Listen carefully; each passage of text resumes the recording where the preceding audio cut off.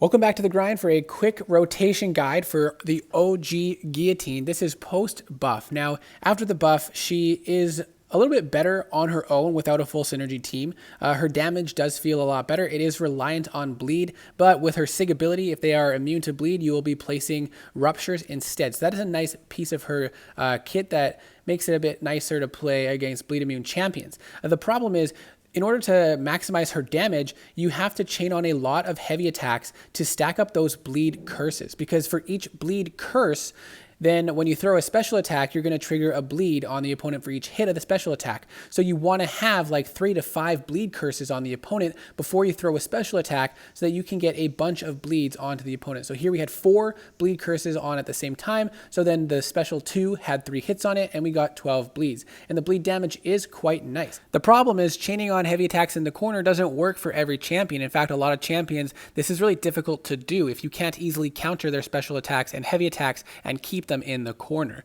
But if you can, then she works great. The other downside is she doesn't really have a ton of utility. She does have good sustainability with a little bit of regen throughout the fight, and her special 2 can block out healing or reverse healing, which is nice in some situations. Also, if you have despair, she can stack a ton of debuffs, which can also prevent healing. But aside from that, she doesn't have a ton of utility. Now, as far as which special attack you want to go for, if you want to cancel out healing with this or reverse healing with the special 2, then you're going to want to go for the special 2. But for pure damage, the more bleeds you can stack, the better, which means using your special 1 will give you more bleeds overall, because for 2 bars of power using your special 1, you have 4 contact hits, which means you're going to stack the bleeds 4 times, whereas the special 2, only has 3 hits, so it's actually less hits for less bleeds. I hope that this quick guide was helpful. Let me know if you use Guillotine.